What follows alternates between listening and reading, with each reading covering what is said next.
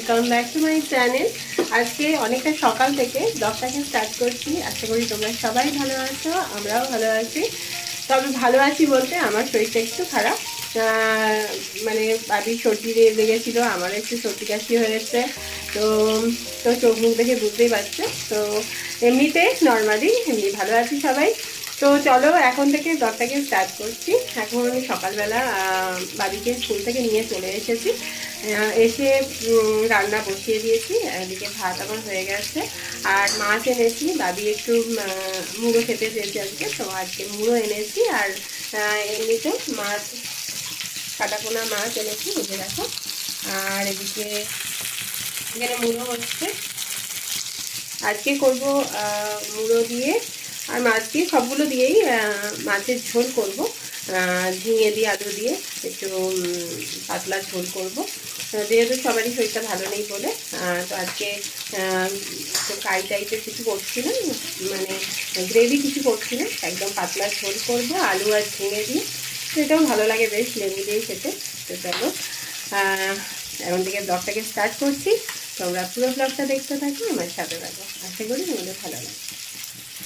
ঝোলটা কীভাবে করছি দেখো। এখানে তেলের মধ্যে সাদা জিরে দিয়ে, তারপর সাদা জিরেটা ভেজে নিয়েছি। ভেজে নেওয়ার পরে এর মধ্যে আমি জিরে আর ধনে আর হলুদ তিনটেই গুঁড়ো দিয়েছি।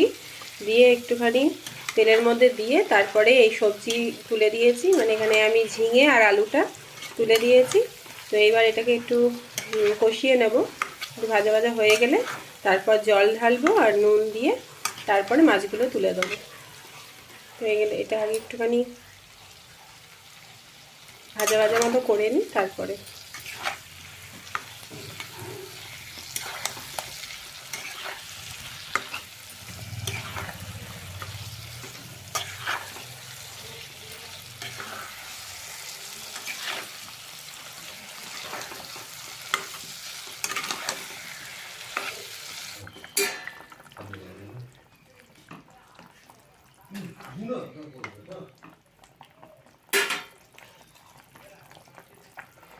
মাছগুলো এবার এর মধ্যে দিয়ে দিচ্ছি।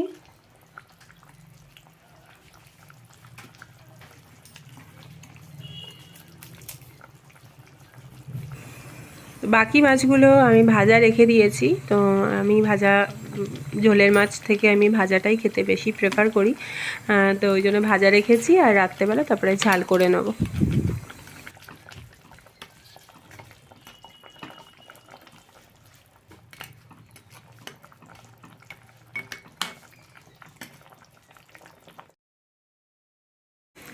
ওদিকে রান্না হচ্ছে, আর মানে মাছের ঝোলটা আমি জল ঢেলে ফুটতে দিয়ে এসেছি। আর তারপরে এখানে আমি এখন ঘরটা মুছে তারপর চান করব, তারপরে আবার পুজো করব। তো সেই জন্য তাড়াতাড়ি করে কাজগুলো সেরে নিচ্ছি আগেই।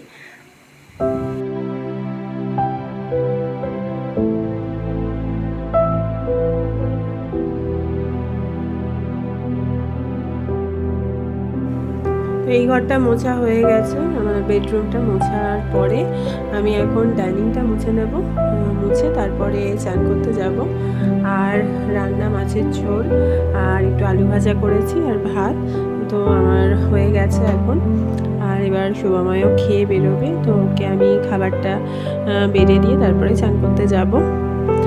আর অফিস বেরিয়ে গেলে তারপরে আবার বাবিকে চান টান করিয়ে তারপরে আমরা বেলার দিকে খাওয়া দাওয়া করব। আর এখন যেহেতু সন্ধেবেলা করে একদমই ভিডিও করতে পারি না, কারণ বাবির পরীক্ষা চলছে বলে।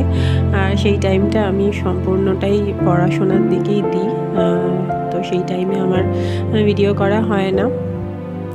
বাবির পরীক্ষাটা হয়ে গেলে আশা করছি আমি একটু রেগুলার বেসিসে ব্লগ দিতে পারবো। তো তোমরা একটু পাশে থেকো, আর যদি ভালো লাগে তাহলে আমার চ্যানেলটাকে সাবস্ক্রাইব করো, লাইক করো। তো শুভময় অনেকক্ষণ আগে অফিস চলে গেছে, তারপরে আমাদের চান খাওয়া দাওয়া করে এখন একটু বেলার দিকে মানে বিকেলের টাইমে তো ভাবলাম এখানে গাছগুলো সকালবেলা আজকে জল দেবো ভেবেছিলাম, কিন্তু হয়ে ওঠেনি। তো এটা সপ্তাহে সপ্তাহে একবার করে যে পটগুলোর মধ্যে রাখি এই মানি প্ল্যান্টগুলো, তো সেগুলো আমি চেঞ্জ করে দিই।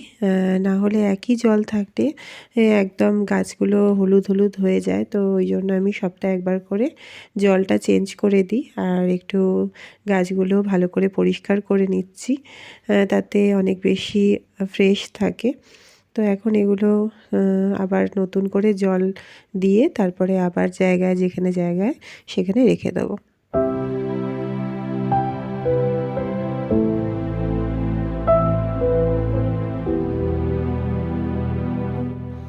মানি প্ল্যান্টগুলো আমি এই সেরামিকের পটের মধ্যে রাখি। তো আমি যেহেতু মাটির মধ্যে গাছগুলো লাগাইনি, জলের মধ্যে রেখেছি, তো সেই জন্য মানি প্ল্যান্টগুলো আগে একটা বটলের যে নিচের পোর্শনটা সেগুলো কেটে ওর মধ্যে জল দিয়ে রেখে তারপরে এই সেরামিকের পটের মধ্যে রাখি। কারণ সেরামিকের পটটার মধ্যে জল রাখলে নিচেটা ফুটো থাকে, তো সেখান দিয়ে জলটা বেরিয়ে যাবে। তো সেই জন্য আমি বটলের মধ্যে জল দিয়ে রেখে তারপরে এই সেরামিকের পটগুলোয় রাখি।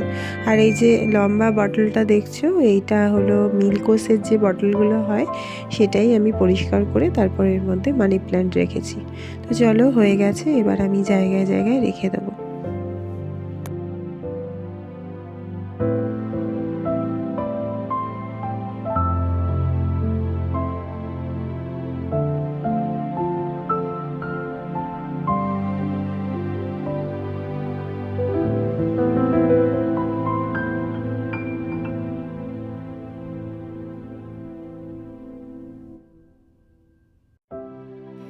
আর এই গাছটা আমার মাটিতে লাগানো আছে, সেই জন্য এখানেও একটু জল দিয়ে নিলাম।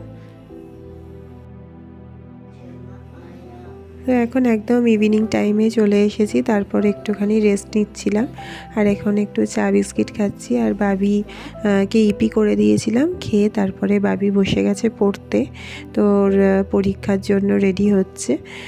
তো যাই হোক, এখন একটু পড়িয়ে নিই, তারপর রাত্রে আবার তোমাদের সাথে কথা বলবো। পড়ানো টড়ানো কমপ্লিট হয়ে গেছে, করে এবার একদম রান্না বসিয়েও দিয়েছি।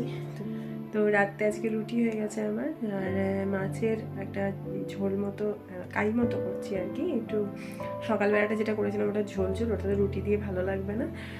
তো মাছের ওদের দুজনের জন্য, বাবির জন্য আর সোমের জন্য মাছের কালিয়া করছি, আর তার মধ্যেই আমার ডিমটা দিয়ে দিয়েছি।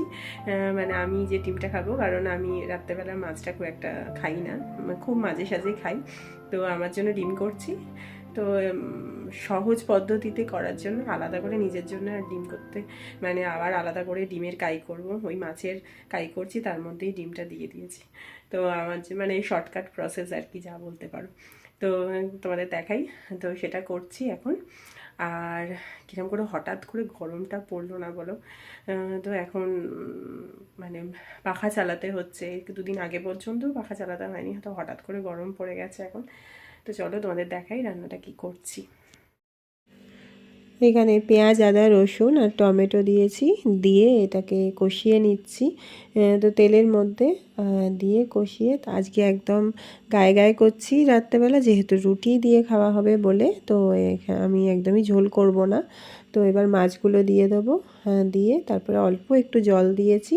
তো একটু ফুটে গেলে তারপর জলটা কমে যাবে। আর বলছিলাম যে আমি যে ডিমটা খাবো সেটাও আমি মাছের ঝালের মধ্যেই দিয়ে দিয়েছি। তো ব্যাস, আমার রান্না রেডি, রুটি আগেই হয়ে গেছে। তো আমি ব্লগটাকে এখানেই শেষ করছি। যদি তোমাদের ভালো লেগে থাকে একটা লাইক করো, আমার চ্যানেলটাকে সাবস্ক্রাইব করো। পরের দিন আবার দেখা হবে নতুন একটা ব্লগ নিয়ে। ততক্ষণ তোমরা ভালো থেকো, সুস্থ থেকো। Tata, bye bye, good night.